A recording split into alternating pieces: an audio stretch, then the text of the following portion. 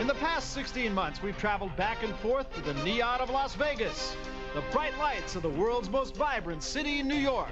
And we've even hopped the Atlantic and ventured to London, England. It's been an 8-fight journey into the madcap world of professional boxing. The best-selling heavyweight unification series on HBO. We've seen the drama and disappointment of fallen champions. The former IBF and WBC heavyweight champion, Larry, the Eastern Assassin,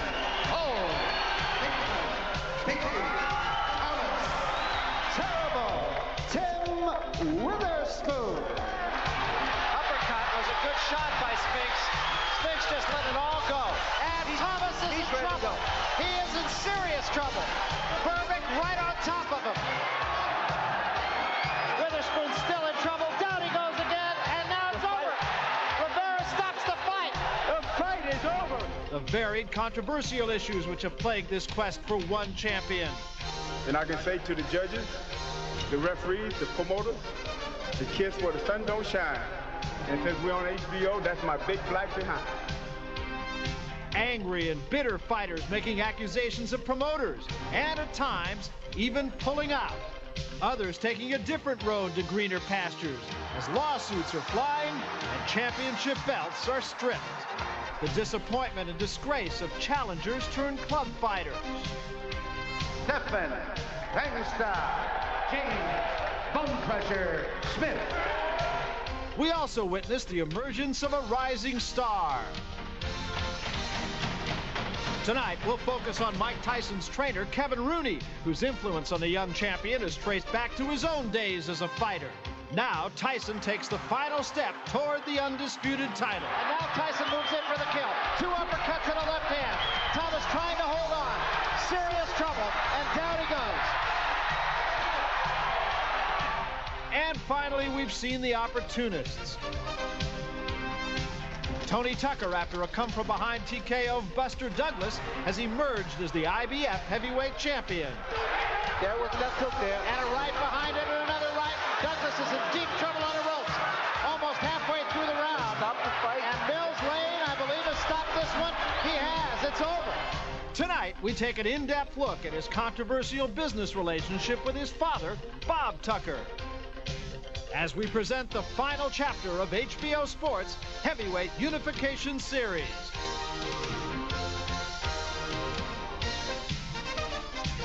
Tonight in Las Vegas, Tyson and Tucker meet for the undisputed heavyweight championship of the world.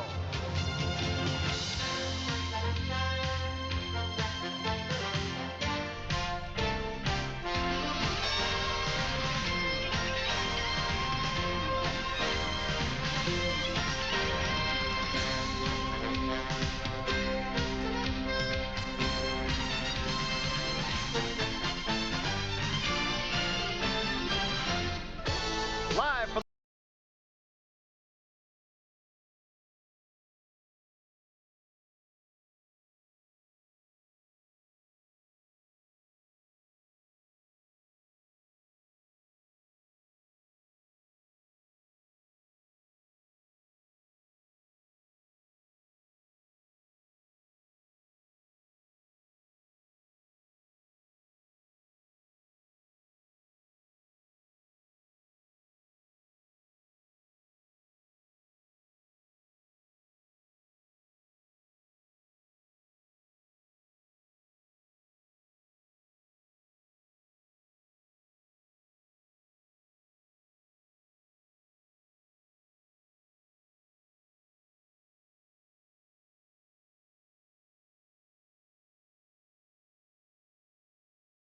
Tompkins, along with Sugar Ray Leonard and Larry Merchant. Welcome to Las Vegas. Yes, there will be a championship fight tonight, contrary to some discussions yesterday. Discussions about the fact that there were an awful lot of hands in Tony Tucker's pocket, none of which were Tony's.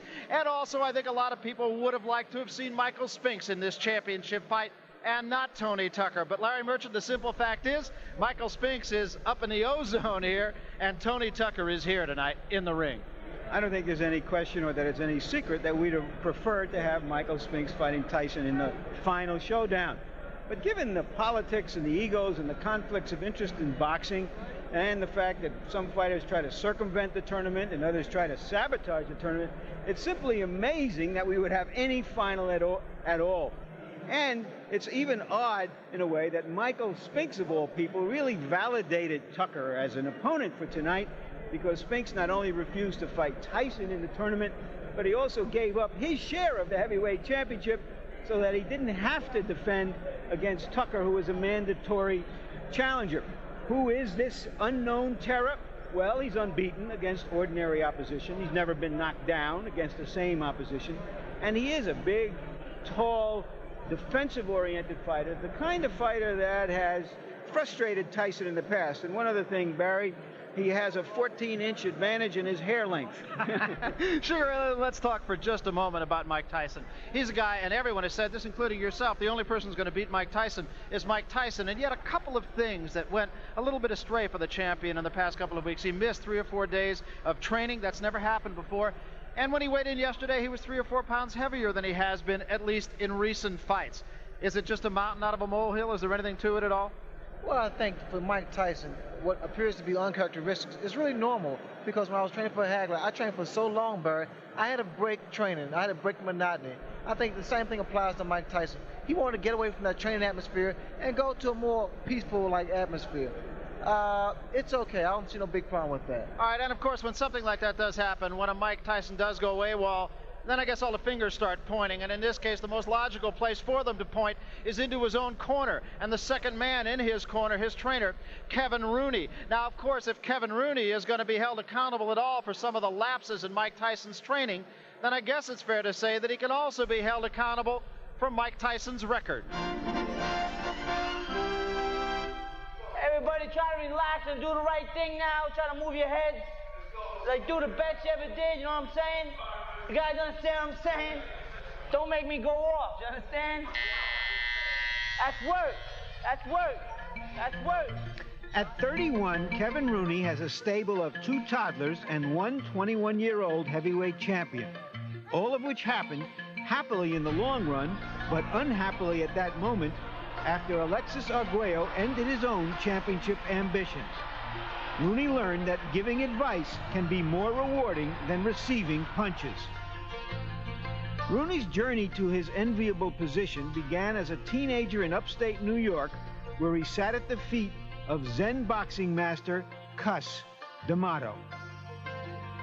There was like a power about him. And then the more I got to know him, the more he spoke to me. Like when I first came up, we used to take long rides to the city, and he would talk over and over the stories and, you know, life in general. You know, I feel that everything that I know and that I teach is what I learned from Cus.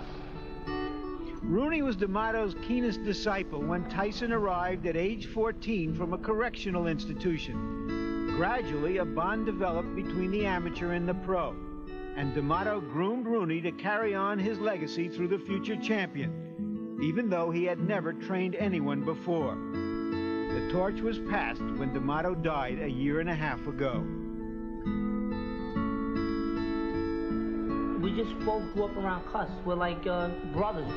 It's not business to me between me and him. I guess we're more friends than just, you know, boxer trainer. But when it comes to business, when the job has to be done, you know, we both do our job. He's only looking for one shot on you. Your defense tight. You gotta be even more aware now. You understand? You can't get lazy. You can't get careless. Michael, you have a great jab. You're not using it at all. I want to see a snappy, hard jab. You're not fighting this guy. We're gonna fight. We're gonna fight it. We're gonna bullshit.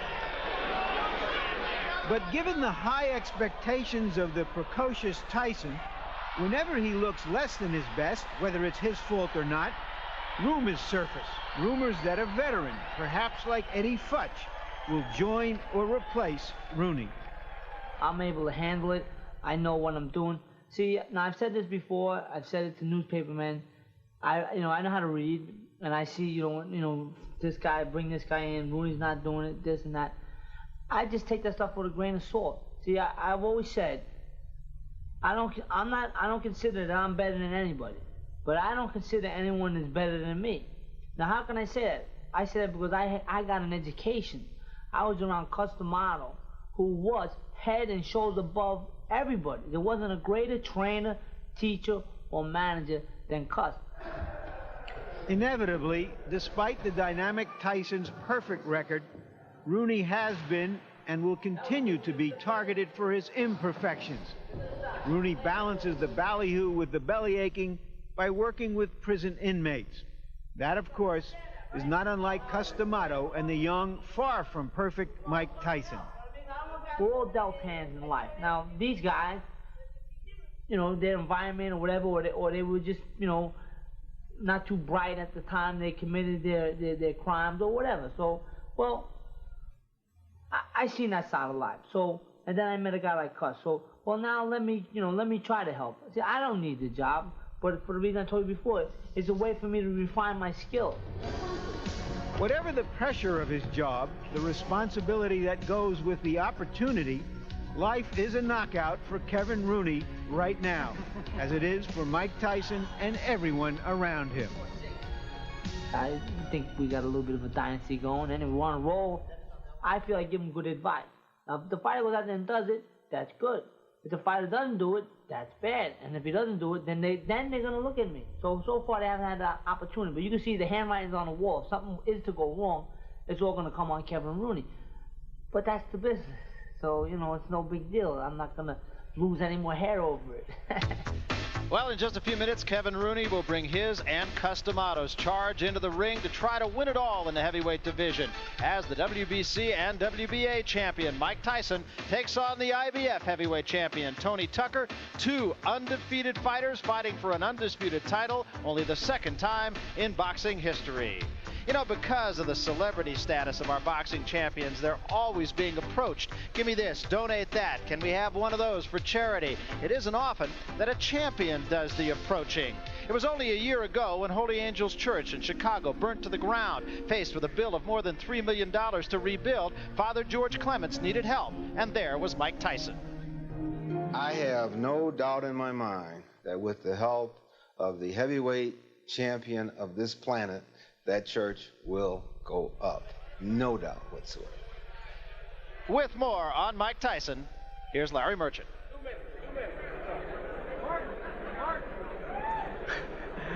Sorry, we've had a little bit of a disturbance behind me here. I don't think that Mike Tyson is ready to be canonized just yet, at least outside the ring. Inside the ring, he is a candidate to be canonized in the boxing sense of the term, which brings me to a point that I'd like to make personally. Long before there was a Mike Tyson or an HBO, I believe that John L. Sullivan had it right when he said, "I can lick any man in the house." A true champion, a real champion, fights anyone and everyone. And we've had such champions in the last decade. Duran, Leonard, Hagler, Hearns, Arguello, Larry Holmes before he got old and started to pick some of his opponents. And indeed, Michael Spinks as a light heavyweight, not as a heavyweight. Mike Tyson is the only heavyweight out there who says, "I can lick any man in the house," and is willing to back it up. That's why we have so many folks here, so many more folks out there, and that's why Tony Tucker is getting a chance tonight.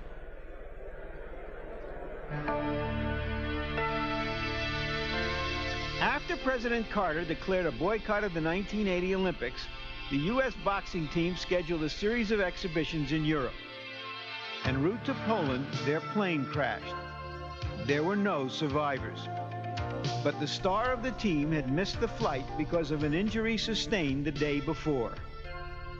It really hit me, because I said, you know, I was that close, you know, to being dead along with the rest of the guys. So I figured that God spared my life for a purpose.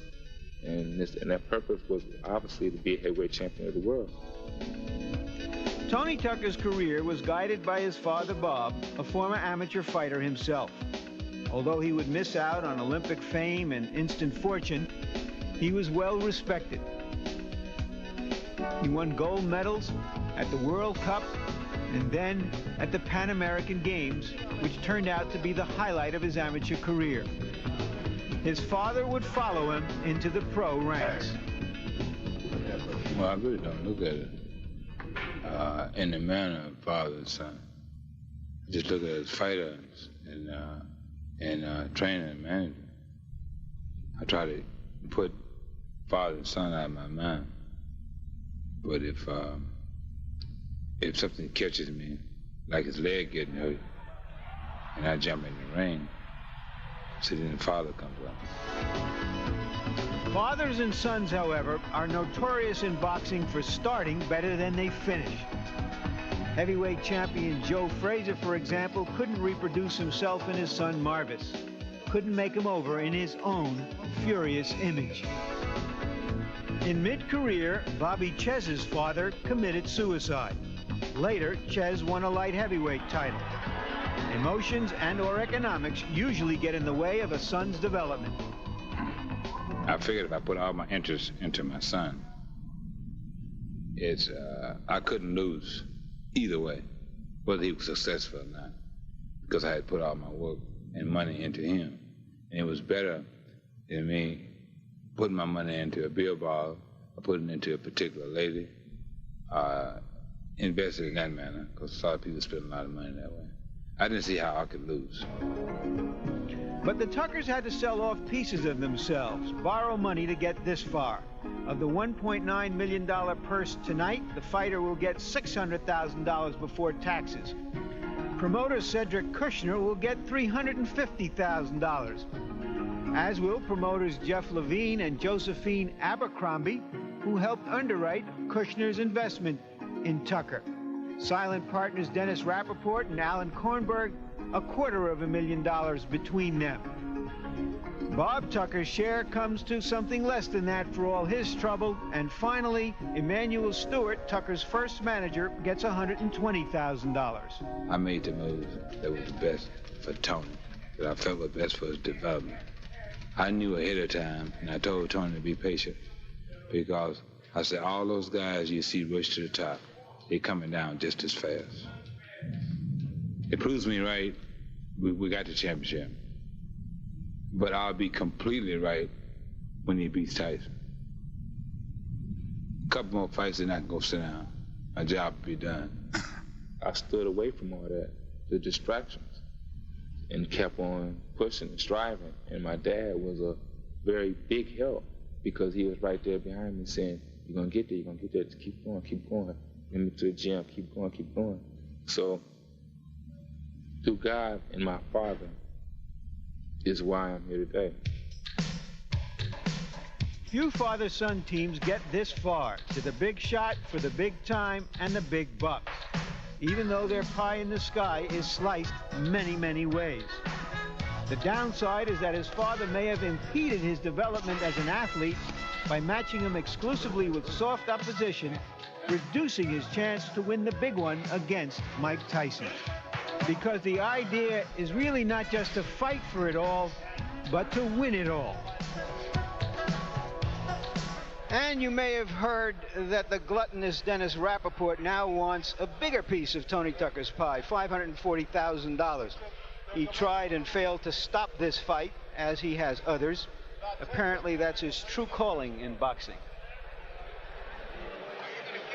And so we are just about ready to get on with things here. We have a momentary delay in Mike Tyson's entrance, and incidentally, it is rather unique that Mike Tyson, who is a champion, will enter first. The reason for that, a coin toss, and Mike Tyson then will be the first man in the ring. Mike Tyson, of course, has been a heavyweight for 29 months as a professional, and people are saying he fights a lot. Well, he has. He's had 30 fights. But when you look at those numbers, not any more certainly than Jack Dempsey or George Foreman. Even more of a contemporary, of course, of Mike Tyson's. Foreman fighting 32 times. Tyson fighting, of course, just about, in fact, a little over one fight a month during his professional career. But he has, of course, had 15 first-round knockouts. Here is the champion of the WBC and WBA, Mike Tyson. He is all business. He, of course, has won all 30 of his fights. World, sort of like somebody trying to foist a spokesman on Lee Iacocca. And Tyson's entrance into the ring literally being heralded. And there, of course, is the record that we spoke of. 27 knockouts in the 30 fights of Mike Tyson in a 29-month career. He, of course, has already become the youngest man to ever win the heavyweight championship. Sugar Ray Leonard, at this point, we always talk about what to look for, what are the good points, and yes, what are the bad points of the two combatants. Let's talk tonight about Sugar Ray's tip of the night. How do you see this one? First of all, Mike Tyson. Well, Barrett, quite naturally, power and strength is no big secret with Mike Tyson. But what I'm impressed with is the hand speed of Mike Tyson. Seen here against Charles Burbick, exceptionally quick hands for a heavyweight. Once again, we see him against Pinklon Thomas. Great hand speed, which enables him to put his combinations together very well. He did a fantastic job here against Thomas. Now, something I'm advocate of is the left jab. Now here we see Pinklon Thomas in the white trunks using that left jab to break the rhythm of Mike Tyson. It enables you to keep your man off balance. Tony Tucker here in the white trunks. His jab is kind of quick but not consistent. Also, he drops his left jab. You notice that? And it's quite detrimental against a guy with a counter right hand like Mike Tyson. I also believe mobility, lateral movement is very, very important. You can't be a stationary target. Here, Tony Tucker in the red, stationary target, gets hit by a right hand, left hook goes down against Buster Douglas. So that's what to look for, and if Tony Tucker isn't going to be able to beat Mike Tyson, he may be able to blind him. If you look at that outfit, Tony Tucker has come into the ring. He sprinted into the ring. Well, whether he sprints out remains to be seen. He's won 34, not 35. There was that fight with Danny Sutton. Remember that he went down with an injured knee. It was ruled no contest and not, as some people have said, a victory. Let's take a look at the tail of the tape, and there is one number that really jumps out at you. It's down at the bottom, and that is the 10.5 inch, or rather 12.5 inch reach advantage, 10.5 inch, beg your pardon, reach advantage of Tony Tucker over Mike Tyson. And don't forget that 14-inch hair advantage. And here is our punch stat numbers to give you a profile of the quantitative number of punches that they throw in fights. Tyson threw only 26 per round against Bone Crusher Smith because Smith was hugging him so much. They throw around the same number of punches. Tyson, of course, throws a lot harder punches, and that's shown in this graphic on jabs. He throws a few jabs. Tucker throws more. He's going to have to throw a lot more in this fight. And we will take a look at the rules. It is an amalgam this time of the IBF, WBC, and WBA. I'd love to have been in those meetings. Must have been like the bar scene in Star Wars. 10-point must system. 3 judges score the fight. No standing 8 count. You can be saved by the bell only in the last round. And, of course, the one that really could have an effect on this fight, the 3 knockdown rule, is in effect, contrary to many fights. Now, let's go up to the ring announcer, Chuck Hull. We'll get the pre-fight introductions. Good evening, ladies and gentlemen. Welcome to the Hilton Center of the Las Vegas Hilton Hotel, where tonight Don King Productions, in association with the Hilton Hotel, presents Glory Hallelujah, a unification of the heavyweight championship of the world. These bouts are sanctioned by the Nevada State Athletic Commission, Dwayne Ford, Chairman, Harold Buck, Executive Director, with commissioners at ringside, Sig Rogich, Herb Santos, Freddie Little, and Sammy Macias. The sanctioning bodies and the representatives of those bodies at ringside, representing the WBC, its president, Jose Suleiman. Representing the WBA, its president, Gilberto Mendoza. And representing the IBF, its president, Bobby Lee. The officials assigned by the Nevada State Athletic Commission for the next bout of the evening. The judges are Julio Roldan of Venezuela, Phil Newman of New Jersey, and Bill Graham of Las Vegas. The timekeeper is Al Bisick. Counting at the nightdowns, Mike Lachella. The attending physicians at ringside, Doctors Flip Omansky, Donald Romeo, and Elias Ghanem. And your referee is Mills Lane. This is the main event of the evening. 12 rounds of boxing for the unification of the heavyweight championship of the world. Introducing, in the blue corner, fighting out of Houston, Texas, weighing 221 pounds, with a professional record of 34 wins, no defeats, 29 KOs. He is the IBF heavyweight champion of the world, Tony TNT Tucker.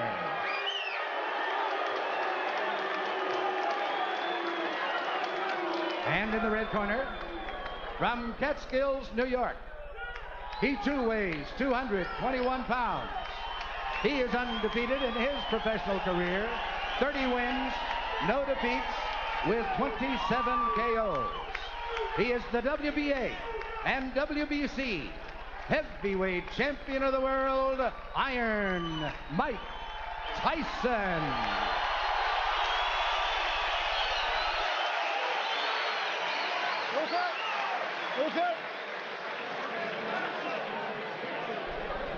Okay, now, here we go now. You've had your instructions in the dressing room to protect yourself at all times. In the equation, Mr. Tucker is chief second. In the equation, Mr. Tyson, the chief second. Let's get it on, come on. There's a line in the movie Full Metal Jacket. You can talk the talk, can you walk the walk? It's time for Tony Tucker now to walk the walk. Or run the run, as it were. And we'll see what kind of tactic Tucker takes. I was expecting Mike Tyson to jump right on Tony Tucker. Tucker, I had figured that he should at least tie his man up, try to frustrate Mike Tyson. But is he strong enough to do that? Well, that was a good right hand by Tucker. That might have been the best shot that Mike Tyson has ever taken right there.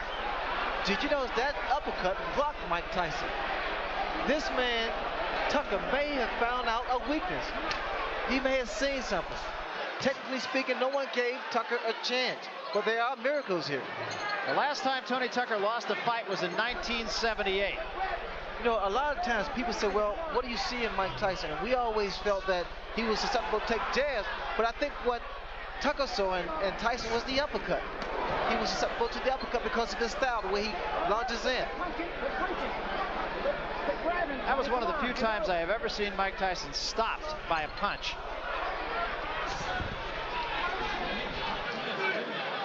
Come on, quick grab. Come on, here we go. What happened then was the best thing that Tucker could have done. Maybe got some respect from Mike Tyson. Tucker said when we talked to him, he said, I'm not worried about what he's going to do to me. I'm worried about what I'm going to do to him. That's confidence. Another right hand. Step back. Quick grab. Come on, here we go.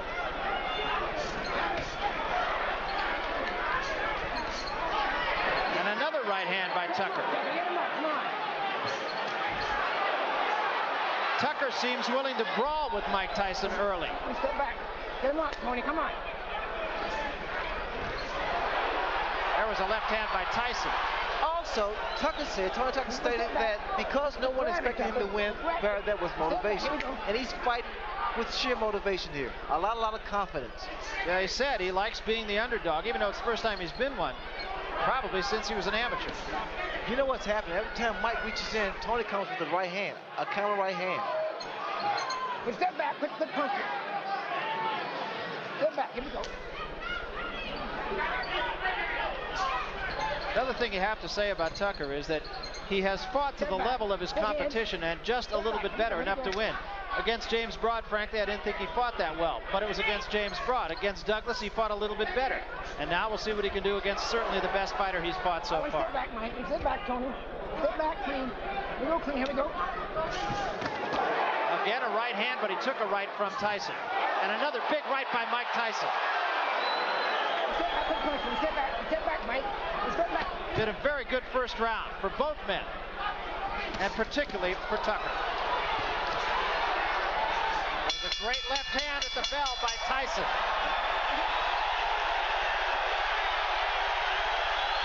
Well, Tony Tucker is a 10-to-1 underdog. He wasn't 10-to-1 in that round. You gotta go to the body first. Just like that in the end, you start to pick it up a little bit. You gotta come alive a little bit. You understand me? Yeah, how you feel? You feel right? Relax yourself. Right there in the end, that's the way you gotta fight it. You gotta go to body first, then up to the head. Don't look for the one shot to the head. Go to the body. Body first. Now let's see the uppercut almost immediately after the bell. He follows a right with a left and rocks Tyson. The first time we've ever seen Tyson really rock back like that.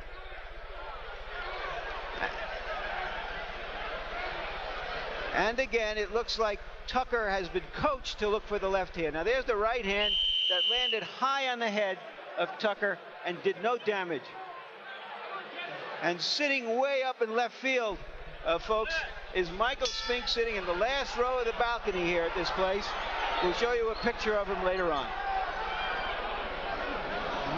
Tyson is still trying to keep that pressure going. Time. Come on, grab him. Kevin Rooney told him, go to the body, don't look for the one punch to the head. What I like about Tucker is the fact that he's throwing combinations. He's not throwing 1, 2. He's putting 3, 4 punches together. and he's following up with left uppercut, left hooks. Led with the left uppercut that time. Just has to keep those hands high. That's very important. Because Mike is rocking left and right, and looking for an opening. Here we go. Well, you know, Ray, I hearken back to your fight with Marvin Hagler, where after the first round, there was no question in my mind, at least, that your confidence just really surged, and you have to think the same thing about Tony Tucker. Surviving the first round actually can turn the tables around in a fighter. It gives him the confidence, and again, like him and Tony Tucker, in fact, he threw him 1-3. He's following up with the left hook. He finishes his combinations with the left hook. Here we go. He's using his height, his reach. Oh, look for one shot. Come on, Mike. Step back. Step back. Work that 7. Like that. Good body shot by Tyson. That's exactly what Kevin Rooney was telling him to do in the corner. Now, see, this is what Tucker needs to do. Keep tying this man up. Every time he gets inside, you got to tie those arms up and not let Tyson work that body. Tyson is trying to slow Tucker down by body shots. He's working his body, trying to slow those legs down and bring those hands down.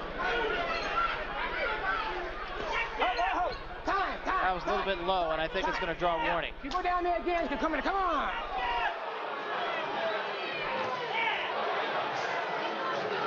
Tyson, 2 good jabs. Interestingly enough, Kevin Rooney had told us that when he tells Tyson to jab, he's not telling him to jab to box. He's telling him to jab to get inside. What I want you to look for, also when Tyson comes in, he puts both feet together, so it's easy to be knocked down.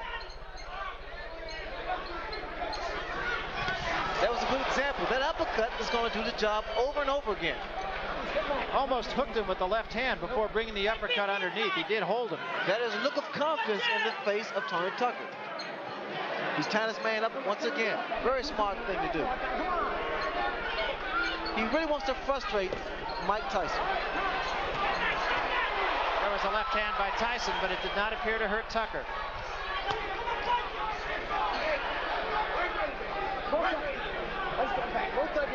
Watch those punches underneath. Watch him underneath.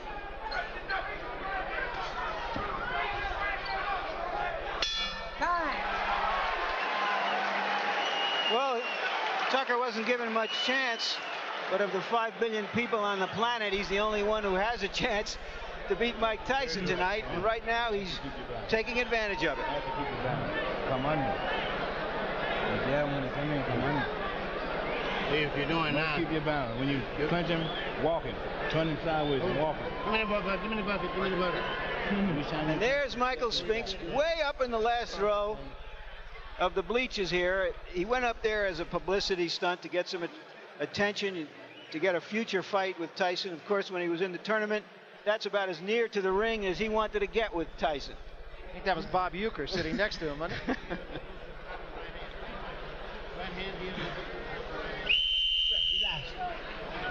You're making a miss real good. You got to come up punching right away.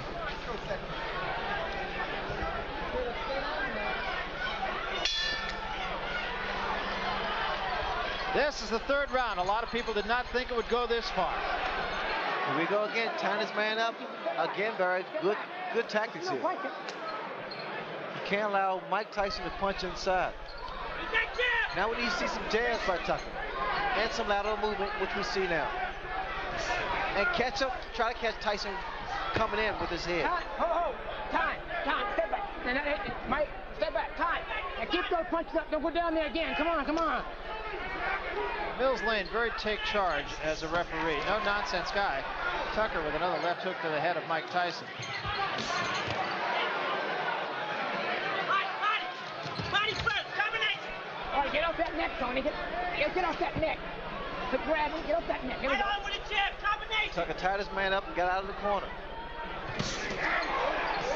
There was a good right hand again by Tucker. In close, catching Tyson on the way in. He's finished with the left hook, Barry. Let's get quick punching. Let's step back. Open, good punching. Here we go.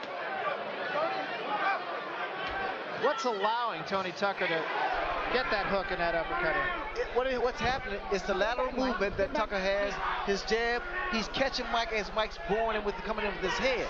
The uppercut has been doing a tremendous and very effective job here. And Tony Tucker is doubling up his punches better than I've ever seen him do. Good grab. Here we go. There was a good left hand, and that staggered Tony Tucker.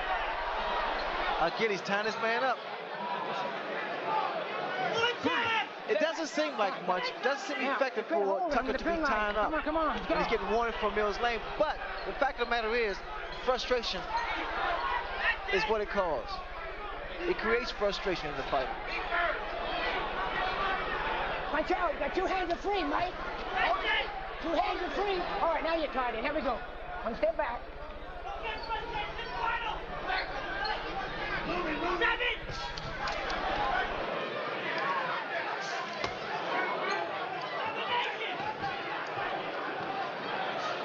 All right, one step back, Mike. One step back, Tony. Watch your hands. Watch the head. Here we go.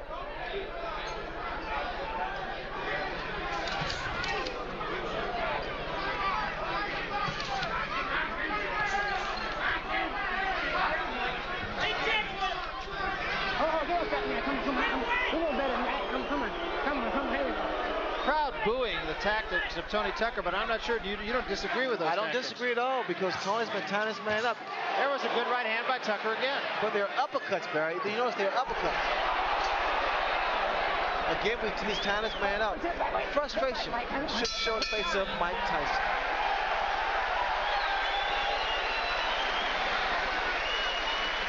There has to be concern now in Tyson's corner. This is the most competitive fight he has ever been in. On one punch at a time, it makes you miss it any posture at one time, you understand? You gotta use your jab. You gotta box him a little bit, you understand? Get the bounce in your legs. 7-7 combinations. You gotta combinate. You gotta throw the combination. You're just looking for one shot. You understand me? There you see Tucker backing up, catching Tyson on the way in with his long arms. And there, an uppercut. He's fighting a perfect fight. And I'm going to show you my scorecard here in a moment. So far, I have Tucker winning 2 rounds, Tyson winning 1, Tucker ahead by a point. This is, of course, about as unofficial as you can get a scorecard. Our unofficial official judge, Harold Letterman, is not with us tonight. He will be back with us in future fights. We start the 4th round. And in Tyson's corner, they told him to box more. Just get your legs under you. Well, in the corner of Mike Tyson, Kevin Owens said, we need to see combinations, not look for one punch. And that's where normally Tyson's able to dominate his opponent because he throws a barrage of punches. Not one punch, because one punch normally is not going to do it. Interestingly enough, it is Tony Tucker who really is dictating the tempo of the fight, not Mike Tyson. I've never seen that before. You see the intensity in Tony Tucker. There was a big left hand by Tyson, and that was the one big punch. And another one. You see, this is what Tyson wanted. He wanted Tucker to stand there and exchange punch for punch. In this case, normally, Tyson comes out on top. Get him up, Tucker, come on. One step back. All right, Tony, if you go down there again, I'm going to penalize you. I think what the Tyson corner is looking for is whether or not Tucker can withstand this type of pressure. Get him up, Mike, come on. Mills Lane once more giving a warning, the second one to Tony Tucker. Come here. And now he's going to talk to him. Now, both sides are going downstairs to fight you. Watch out, puncher. Come on.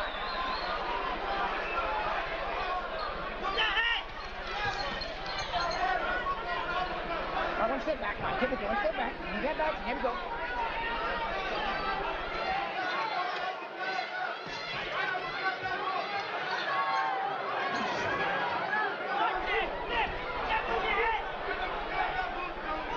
Tyson needs to use his jab to get in because a lot of times he's lunging in, which makes him very, very vulnerable for a counter punch. Right hand. The jab of Tony Tucker is starting to work again. Just has to be more consistent. Step back, here we go.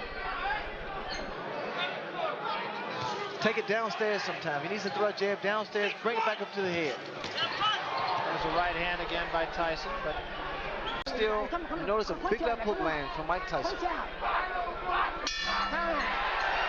Tyson has settled down in that round, going for a long fight now. Now he knows he just has to fight him, hit him, and if the knockout comes, it comes. You got a spit bucket? Put your head back. Put your head back like that. Open up. Look, two good, real good right hands. Two real good right hands to the body there. He came back with a left hook once. You gotta concentrate more on that. You still gotta jab with this guy. What you gotta do is jab with him. You understand me? Don't let him bounce on like that. Then back to your jab. Just glide. And them commit yourself, then make your move. Okay. Gotta keep that jab on him. Up and down. Tyson is working closer into Tucker. There you saw that he followed a right to the body. That wasn't effective, Ray. But then he had him there for the left that he did throw right behind it. But Tyson's starting to double his punch up a little bit more. Starting to put his combinations together a lot more than in the earlier round. And in doing so, he should be able to land on the chin of Tony Tucker. You know, something that could become a factor that you never thought would have is the fact that this, only a day ago, was a 15-round fight, and it has now been made a 12-round fight. And originally, you'd have thought that's sort of like making War and Peace from 1,200 pages to 1,000. Moot point, but it's becoming something that could be a factor. Well, the factor is that Tony Tucker has initiated respect. He stood his ground. He rocked Mike Tyson the first round with a beautiful uppercut. So there's mutual respect here. Good hand speed by Tony Tucker. I just don't like when he stands there and exchange punches. Tucker's corner telling him to wait for Tyson to make his move and then do your thing. Tyson got the better of that exchange.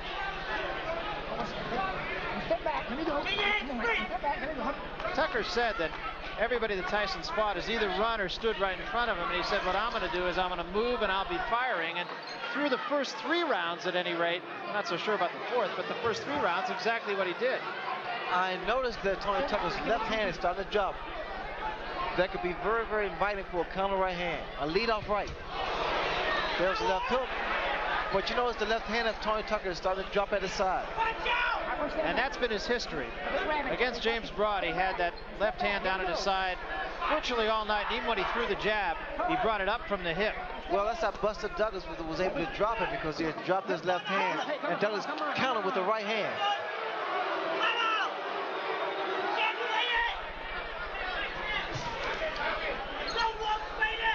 I'm surprised there's not a lot of head movement from Mike Tyson. He's just walking directly in front of Tony Tucker. And that's what Tony's able to get those punches off. He should be giving a little more head movement. Left, right, left, right. Be less of a target.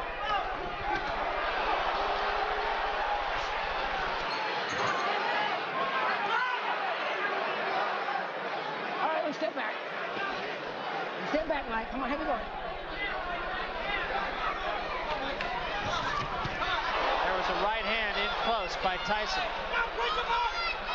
That was a right hand, Barry, but you know the problem that Tyson is making, it's one punch, one punch.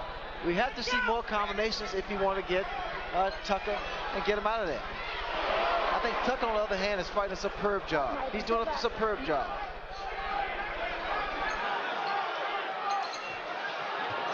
There was a right hand by Tyson. Left missed, right was right there. The cheer you just heard, ladies and gentlemen, is a Las Vegas cheer. The over-under in this fight was the 5th round, which means that if you bet this fight to go past the 5th round and it was an even bet, you have won the bet. You would have heard a cheer either way. Jab, jab, right hand. Jab, right hand to the body, right hand to the head. Spit it out. Take this, sip this. Listen, don't get this. Nah, the guy done slowed down a little bit. But see, I got it. Yeah, raise it up in there. The guy done slowed down now. You understand? Yeah. But you can't wait on him. Yeah. You got to take the knee, take the initiative. When you hit him to the fight, push him off. Don't grab him. Push him off and attack him. You understand, baby? Yeah. He's ready for you now. Take control. To the side. Do something different. You're coming straight and you let him run around. He's running around. You got to change it up just a little bit. You understand? More jabs. More jabs. Bad intentions. Jody Point with bad intentions. You get the feeling from Tucker's corner, Ray, that they think this fight is winnable. Did you see that? Time. Now that was an interesting scenario. Tucker was trying to get his handlers in seconds out of the ring. The bell had rung. They were so excited about the prospect of possibly winning the fight, they forgot to put his mouthpiece in.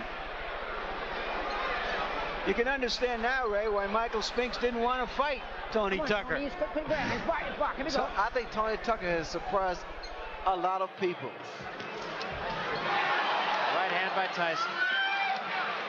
Tucker's going to want him not to tie his man up, which I think is a good move because it doesn't allow Tyson to punch. But instead, they wanted to push Tyson off and go at him, which I think could be a costly mistake. Mike Tyson's perpetual motion is always coming, so you have to break his rhythm, either with a jab or to tie him up and break that rhythm. I haven't seen anybody be able to push him off. And I think he's probably fought stronger fighters. Well, pushing a man off doesn't necessarily help because you expending energy by pushing a man off. Right hand by Tyson, back Tucker up. Oh, one step back, Mike. Tyson's corner, you heard Kevin Rooney say bad intentions. That's become kind of a catchphrase between Rooney and Tyson. One step back, clean. Here we go. One step back. One step back. Here we go. Tyson's just walking his man down, trying to catch up with him. The mistake Tyson's making, he's following Tucker around the ring. Got to cut the ring off. In doing so, you either move right or either left, depending upon which direction your man is moving. Here, Tucker is moving to his right. And what Mike has to do is move to his left to cut his man off. All right, well, sit back. Come on, sit back. He's punching there. Come on.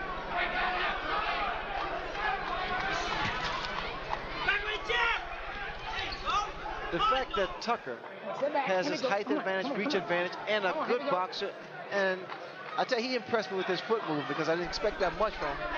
But the fact of the matter is, it's making matters very, very tough for Mike Tyson to get inside. Tyson looks right now like he's in it for the long haul here. And there was a big right hand. Tucker says, no, I'm not hurt. I've always found that to mean I'm hurt. That right hand landed because, again, the habit that Tucker makes is dropping his left hand at his side.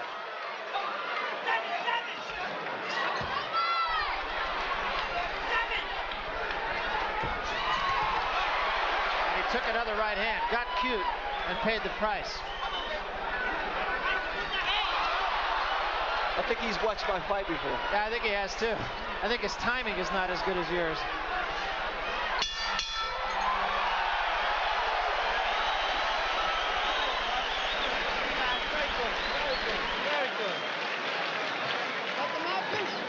Very good.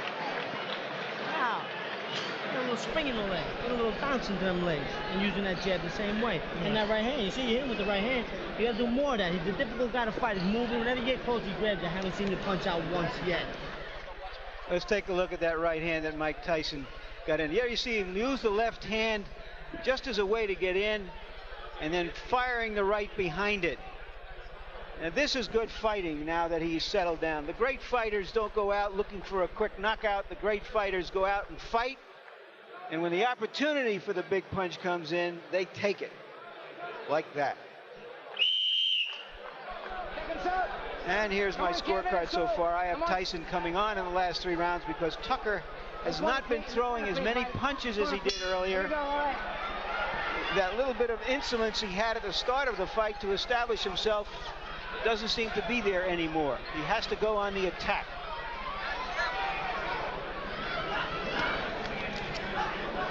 See, Mike is not able to get set.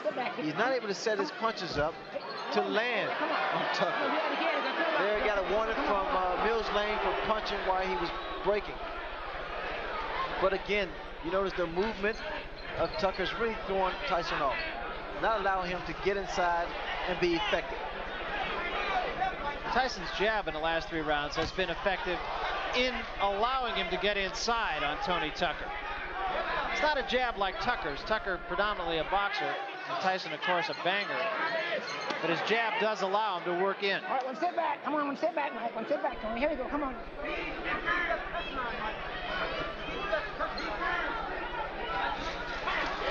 we see Tucker trying to at least get a second win. All right, watch the head. Watch the head, Mike. Come on, box. You're grabbing too much. Come on, watch the head. I'm impressed.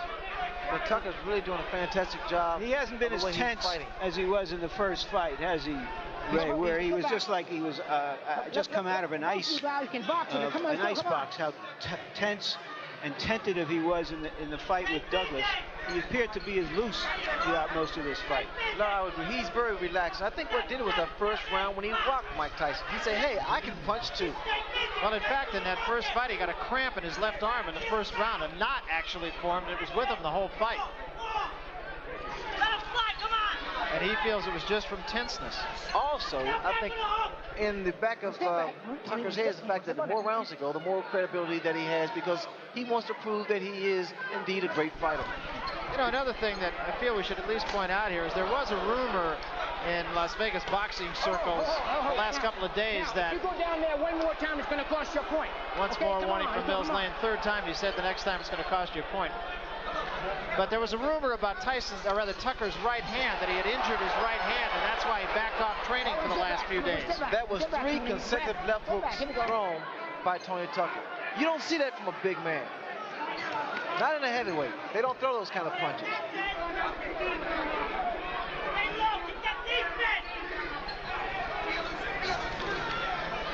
He's punching, Tucker's punching, tying up. Here we go. Once again, Tucker trying to get cute and again getting the worst of it and still mugging with Tyson, which brings the crowd alive. Well, when you do that, and I know from experience because I invented it, you got to be very careful because you're so vulnerable for a counter punch. Here we go. Ray, we have to give Muhammad Ali a little credit for that tactic. I don't think so, no. Just a little bit. I think that's a sign of frustration that somehow he has been unable to get back what he had in the first 3 rounds of the fight. The winning round's pretty easy, but you can win them easy if you use your jab a little bit more. And you gotta listen, you gotta concentrate on getting inside and punching out. Punch out. You let him hold. You let him hold. Don't say that. Don't say that. Don't even think that way.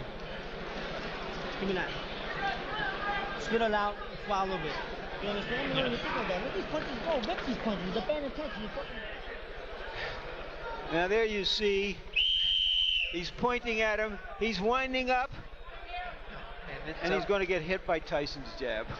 Talk about deflating somebody's balloon. Here we go. That 7th round with Tony Tucker being animated on his antics, the key to that is the fact from a psychological standpoint, with the fighters intimidating this Hagler. I mean, I'm sorry, Hagler's on my mind now. But Tyson, it really affects a fighter, especially when the champion can't get his punches off. It worked for me, and I'm sure Tucker thinks it's going to work for him. Well, it is a fact. Tony Tucker has watched the tape of the Sugar Ray Leonard-Marvin Hagler fight on numerous occasions. His father has kind of used that as a tool to get his charge going.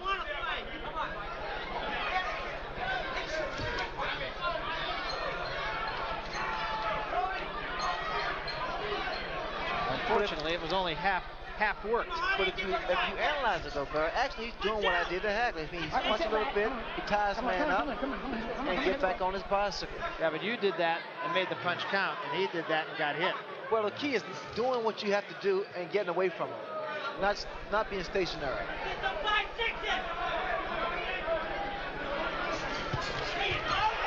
Over left hand. Okay, I like that in Mike Tyson because he's throwing combinations again. But whenever he looks for one shot, he's talking for a long, long night.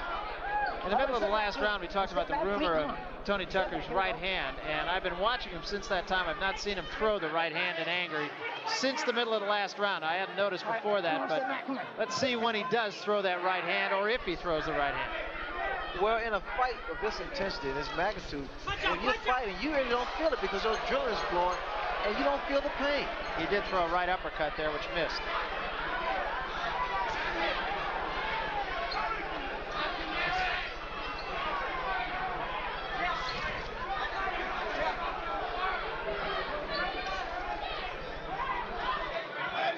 Come on, step back. When the punch, you want to step Tucker back. once again tying up Mike Tyson. Not allowing him to punch. Time. Give me time. Tape on the glove of Mike Tyson. They'll cut it off. Momentary timeout. That can make the world of a difference. Those few seconds of getting a breather can make the world of a difference. All right, cut it. It doesn't seem like much, but right here, Tucker's being cooled off by his father with the ice pack on his neck.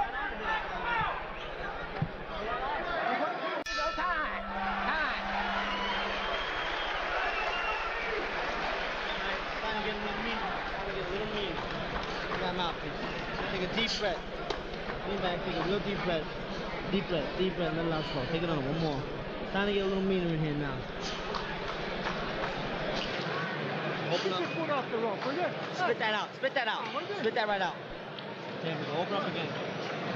There we go. Stump your foot. Raise your hand.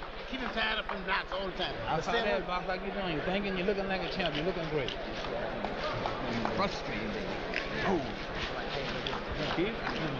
He's hoping they can hit sneak punch with one good shot and hurt you. Now, you got to move your head a little bit more. You're not moving enough. Move your head, come in and get in there and punch out. You're not punching out at all. You put your arm right around. You got to punch out. You got to think about that. You got to get on there. It's time to get out. But 2-3 punches together. The question for an athlete like Mike Tyson isn't whether he's going to win, but how he wins. It's like a Sebastian Coe, not whether he's going to win the mile race, but what his time is. So what we're going to watch from now on is really, can he break down Tucker? Can he get him hurt? Can he stop him? Can he end in style? Kevin Rooney in Tyson's corner said to move your head a little bit more. You need to see more head movement.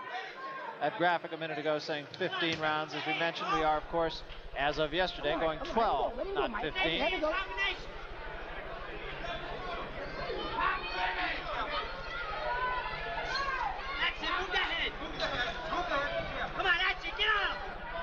You can hear Kevin Rooney yelling in the background. Get on him, he said. Wanted Tyson to move his head. That's something, Ray, you pointed out about 5 rounds ago. Yes, you have to move that head in order to get inside and not be so stationary, because what's happening as Tyson bores in the uppercuts, he's very susceptible to the uppercuts. There's a right hand by Tucker that backed Tyson off. Get him up, both of you. Come on. Good body shot by Mike Tyson. Step back. Let him go, Tony. Let him go. Here we go.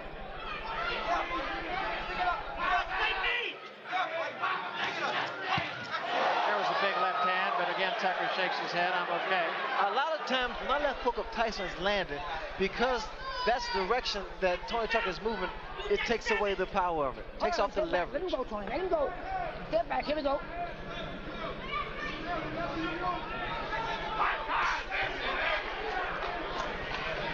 Come on, let him go. Let him go. It's box with me. Punch it. Punch free.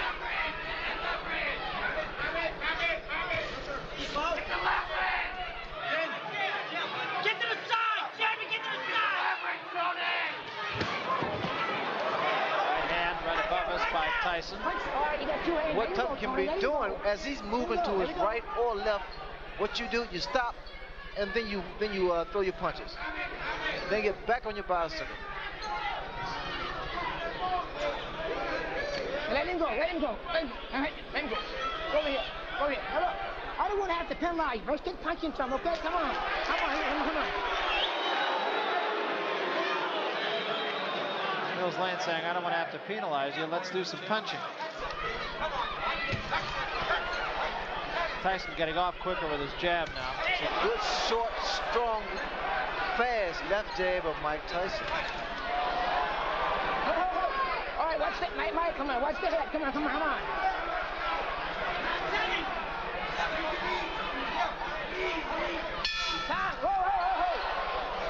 Now it appears the instinct for self-preservation has kicked in with Tucker.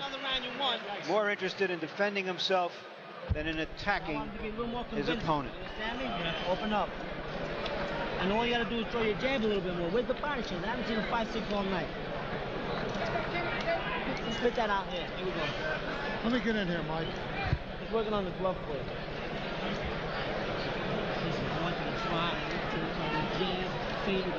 Okay, here comes the unofficial judge. That's me. I did score the 8th round even. I have Tyson ahead 88-84. That means by 4 rounds.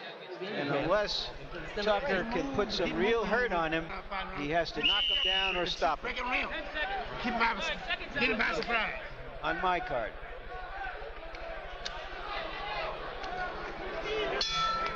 You pretty much agree with that judgment of Larry Merchant, right? I think it's a little closer than that. But these last few rounds here are very, very important. Again, we talk about judges' criteria, how he's scoring the fight, whether or not he's scoring the most effective punches or the percentage of punches that are landed. Well, if in fact ring generalship is a key factor in judging a fight, I really do believe that since about the 5th round, Mike Tyson has been in charge of the fight. He has been the aggressor. Mike has not been able to land the kind of punches we've seen in the past. And the reason for that is because of the way that Tony Tucker is approaching and has approached his fight. All right. Okay, let him go. One step back, clean. Attaboy. One attaboy. Here we go.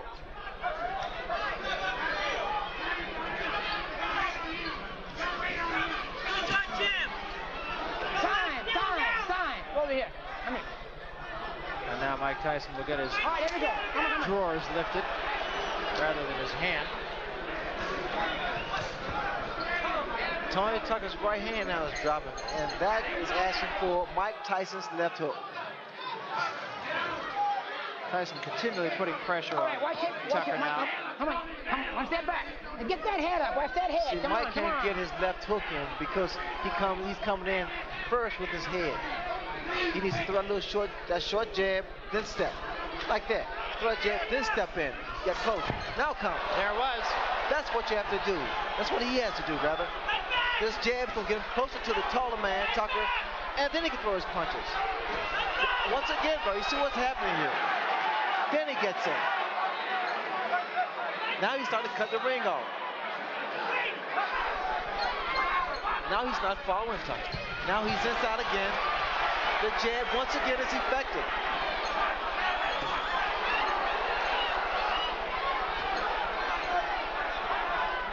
It's as effectively as I've seen Mike Tyson jab. His jab is awesome. He gets it in, but he has to use it more and work his way in. And remember, it's a different kind of jab. It is a jab that is designed to get him inside to be able to throw the left hand. The left hook, that is. Not a jab that you use just to keep a man off of you.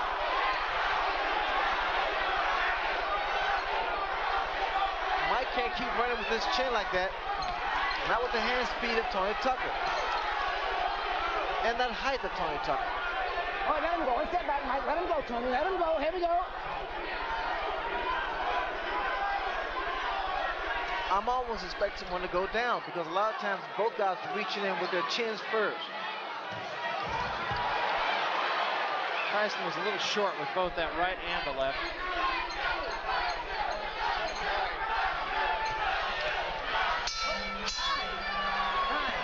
That head, Mike, okay? If this fight were a conversation, Tucker starts it off with a few feeble words, and Tyson finishes off each exchange with an exclamation point, starting to really dominate the action now. You got to throw combinations. I want to see 5-punch combinations. You're throwing 1 punch at a time. 1 punch at a time. Now we see that in that round, Mike Tyson threw 22 jabs and landed 16.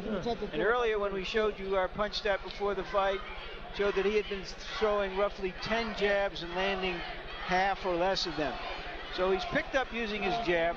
He's settled down and he's just fighting. He's not winging punches, not getting caught in as many clinches as we've seen him before. You got 2 rounds to go. You got 2 rounds to go. You're in good shape. Now get out there and fight this guy for the full 3 minutes. Punch, baby. All right, try to get off first, and then you're ready to grab hold. I'm ready to go. Mouthpiece.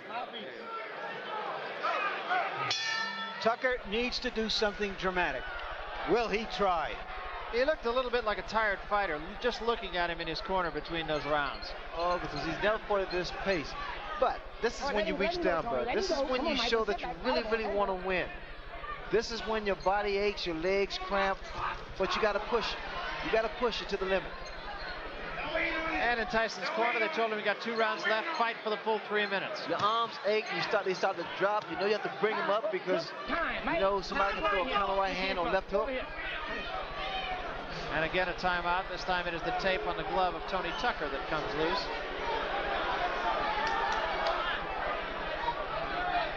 Again, Tyson has to throw his jab and get close, get inside. To work his way inside. That jab was going to get him closer.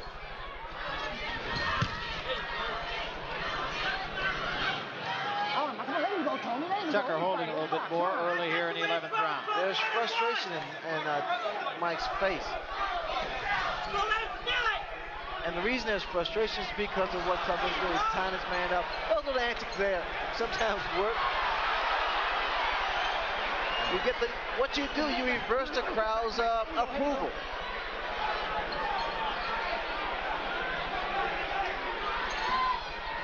I mean, he's fighting his fight, he's doing his thing. He doesn't care what people say on the books or write in the books. Well, if nothing else, you got to say Tony Tucker did fight Mike Tyson, and there's been a lot of Tyson opponents that haven't done that. Good left hook by Mike Tyson.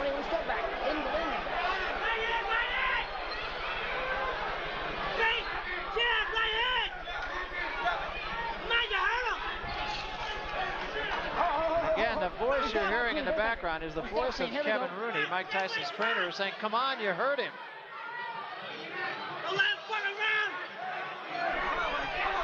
I mean, just check out Tony Tucker. He's a man of confidence. All right, step back. Let him go, Tony. Let him go. Come on, step back. Let him go. Here we go.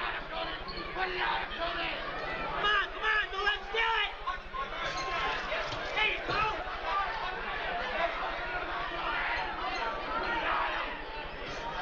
Stay with him. Stay with him. There you go. All right, let him go, Tony. Let him go. Come on, let him go. Here we go. Come on.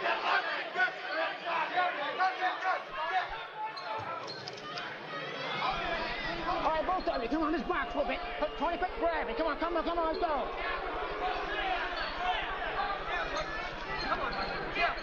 You know what happened? The crowd somewhat is booing. Some of them are booing. And while they're booing, it's because they expected the inevitable. And it didn't happen for them. Tucker's fighting a great fight.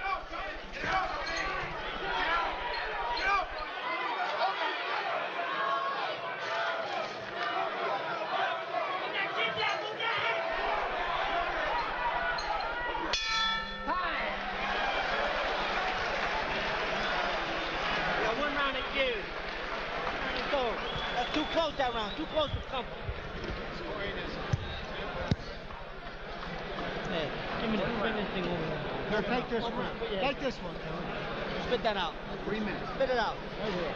Last round. Yeah, back. Drink it.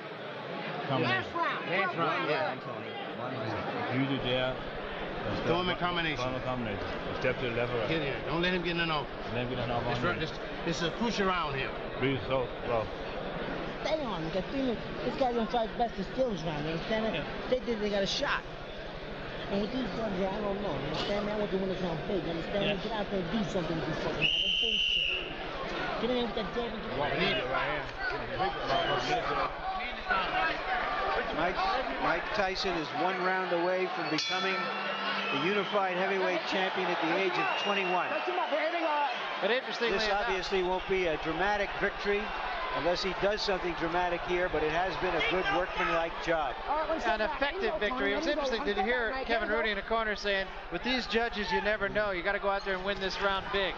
So Rooney just being a realist. I have to say something, Barry. You know, when Tony Tucker won the title against Buster Douglas, I felt that he needed more experience to deal with Mike Tyson, that he wasn't strong enough, nor had the experience to deal with Mike Tyson. I say, it'd probably be a blowout. But he said, so what with these so-called experts? I'm going to show you. And this is what he did tonight. And he has. Even if he loses the fight, he's probably made more friends than he has in the 34 wins that he's had. Friends and believers. You have to take your head off to the guy. I mean, he's in there with a monster in Mike Tyson. Who has fought a good fight tonight. Yes, he has. I mean, Mike Tyson has done the best job he could possibly do against a guy as mobile, hand speed, height, and reach advantage. And a guy who wasn't in there just to survive either. Step back. Come on, let him go. Come on. Come on.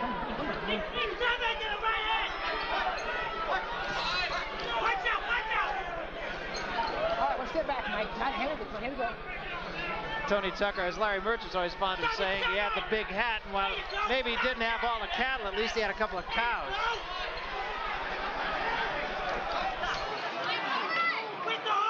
A right hand just barely grazed the chin of Tony Tucker.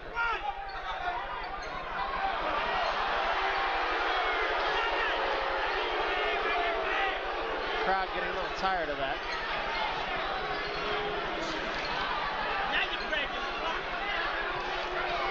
Tucker seems to be fighting the kind of fight that he thinks he's winning.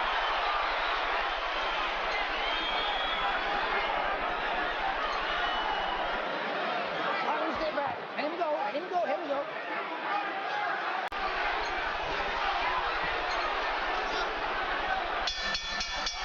It's over. Well, Tony Tucker talked the talk and walked the walk. He fought him. And he was a better fighter than most of us knew that he was. There's an old saying in boxing, you never know how good an unbeaten fighter is. And an unbeaten fighter is hard to beat because he doesn't know that he can be beat. And that's how Tucker fought tonight.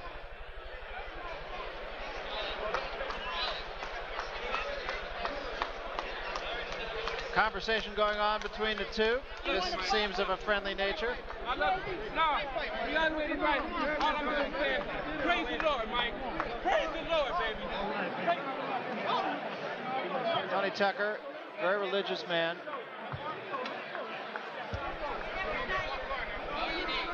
And we await the decision, and we have seen some And here's my card, which we will put up in a moment. I have Tyson winning clearly. In terms of rounds, it comes out 8-3-1. The impressive thing to me is that Tyson was really rocked in the first round. He took the punch, he gathered himself, and after a few rounds of uncertainty, just went after it as a fight and let it happen. So if you had to capsulize the kind of fight, Larry, that Mike Tyson fought tonight, what would you say? Oh, hold on, If you had to capsulize, we had a problem with Larry's headset, I should say. If you had to capsulize the kind of fight that Mike Tyson fought tonight, what would you say? Workmanlike, a good solid job against a guy who was there and didn't let him land a lot of big punches. I think for a guy who fought him back, he fought him back in a way that didn't expose himself to a lot of big punches, which everybody else has gotten from Tyson. And Tyson is not a one-punch puncher. He's a cumulative puncher. All right, we'll get the official decision now as we go up to the ring announcer, Chuck Hall. Chuck? Ladies and gentlemen, here is the decision of the judges. We have a unanimous decision. Judge Phil Newman scores 119-111. Judge Julio Roldan scores 118-113. And Judge Bill Graham scores 116-112 for the winner by unanimous decision and undisputed heavyweight champion of the world, Iron Mike Tyson. So Mike Tyson, not surprisingly, the unanimous decision winner over Tony Tucker. Tony Tucker said when we talked to him the other day, he always referred to himself as the invisible champion. He'd say, I'd have a fight. A couple of days later, somebody he'd run into would say, are you still fighting? I don't think he's going to have to answer that question anymore. In a losing effort, as we said, he probably won more fans than he's had in the 34 fights previous. Right now, let's get up to Larry Merchant, who is with Mike Tyson. Larry? Okay, Mike, undisputed heavyweight champion. Are you happy with the way you fought tonight? Not really, because I was trying my best to punch inside, but it just wasn't together today, and he was very intimidating. It was very tough. Was he a better fighter than you thought? It was very hard to tell because he did a great deal of holding. What was going to happen in the Well, I was fight? thinking that because he was very intimidated, and he was freezing every once in a while, and I would think I would get him with a good right hand. We want to take a look at that punch in the first round And I'd like you to describe it and just what happened, because as you can see, I did a bad mistake, like Don Curry did. Come right up in the middle after I went down, instead of going to the side. And then he threw a punch, and I was careless and got hit. It seemed that he had came out into this fight with the strategy of trying to come underneath you as you came in. Well, after he did the first time, there was no way he was going to give me the same mistake again.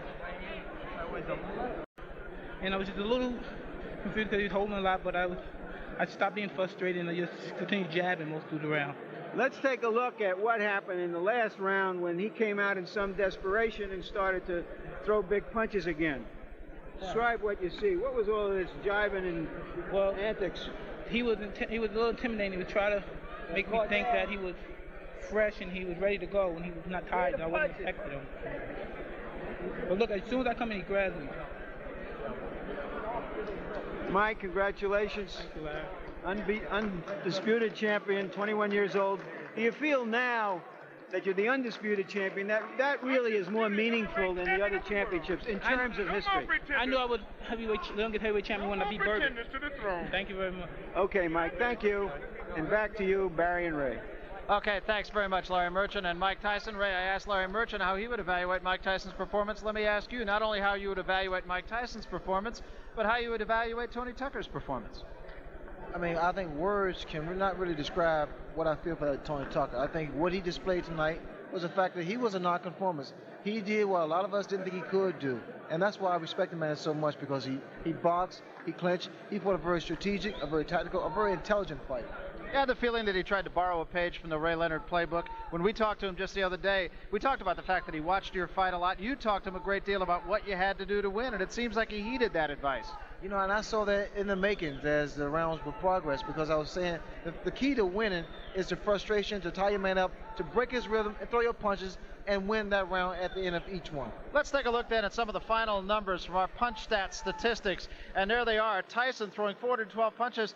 Ironically, it was Tony Tucker who threw 452, but Tyson's punches were more effective. And I think probably the most important thing about this is that Mike Tyson actually out-jabbed Tony Tucker, particularly so.